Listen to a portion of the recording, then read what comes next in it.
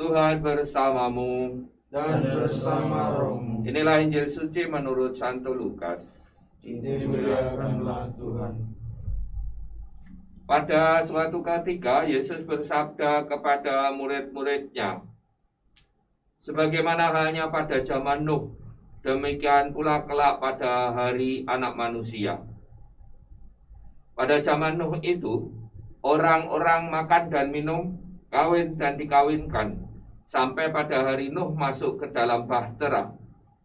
Lalu datanglah air bah dan membinasakan mereka semua. Demikian pula yang terjadi pada zamannya Lot. Mereka makan dan minum, membeli dan menjual, menanam dan membangun, sampai pada hari Lot keluar dari Sodom. Lalu turunlah hujan api dan belerang dari langit dan membinasakan mereka semua. Demikianlah halnya kelak pada hari Anak Manusia menyatakan diri. Pada hari itu, barang siapa sedang ada di peranginan di atas rumah, janganlah ia turun untuk mengambil barang-barang di dalam rumah. Demikian pula yang sedang berada di ladang, janganlah ia pulang. Ingatlah akan istri Lot. Barang siapa berusaha memelihara nyawanya, ia akan kehilangan nyawanya. Dan barang siapa kehilangan nyawanya, ia akan menyelamatkannya. Aku berkata kepadamu, pada malam itu kalau ada dua orang di atas ranjang, yang satu akan dibawa dan yang lain akan ditinggalkan. Kalau ada dua orang wanita yang sedang bersama-sama mengilang, yang seorang akan dibawa dan yang lain akan ditinggalkan. Lalu para murid bertanya, di mana Tuhan? Yesus menjawab, di mana ada mayat, di situ berkerumun burung nasar.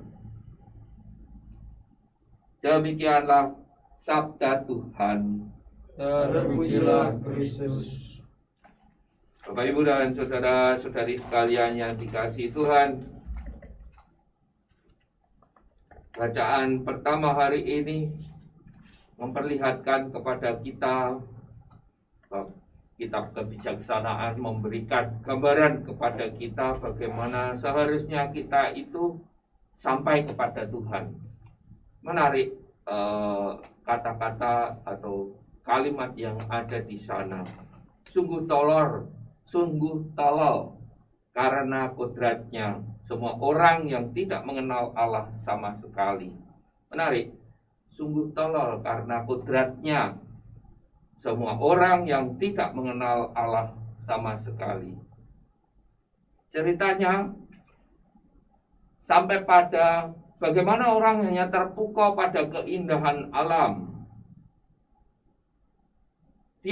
Kita bisa mengagumi indahnya alam yang ada di sini. Kita bisa mengagumi jagat raya. Kita bisa mengagumi karya-karya yang Allah berikan buat kita. Kita bisa terpesona ketika ada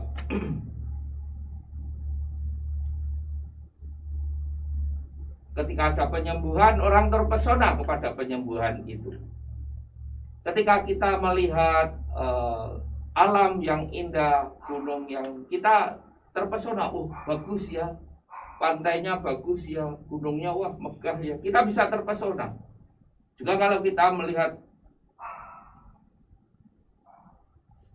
orang yang cantik atau orang yang ganteng, kita terpesona. Ketika orang bisa menyanyi dengan indah, kita terpesona dengan mereka semua. Tetapi kita tidak pernah melihat siapa yang menciptakan itu. Kita tidak pernah sampai pada titik di mana mereka semua itu ciptaan Tuhan. Gitu. Indah yang bacaan pertama hari ini memperlihatkan kita itu, kalau kamu hanya sampai tahap yang kamu lihat saja. Kadang liturgi gereja juga begitu. Kita hanya berkutat, bertengkar soal indahnya dekorasi yang ada di dalam gereja, atau indahnya suara dalam nyanyian waktu orang menyanyi. Tapi tidak sampai pada puncak Ekaristi Tuhan hadir dan memberikan sesuatu keselamatan buat kita. Tidak sampai ke sana.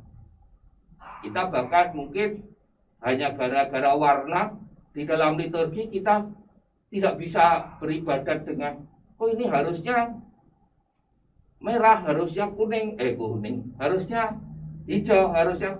Kita bertengkar dalam diri kita sendiri. Kita tidak sampai pada mengakui kehadiran Allah dalam hidup kita. Bapak, Ibu, dan saudara-saudara sekalian yang dikasihi Tuhan, bacaan pertama mengingatkan kita, yuk kita cari, yang kita cari adalah Allah.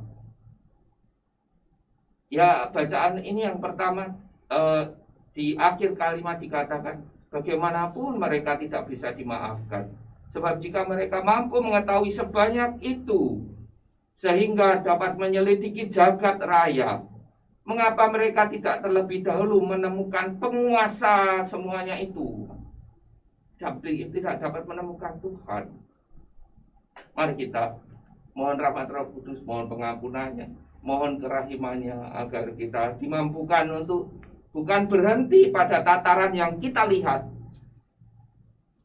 tetapi sampai mengakui Allah yang tidak kita lihat, Allah yang hanya bisa kita rasakan, kita nikmati, dan kita kecap. Tuhan memberkati kita semua. Amin.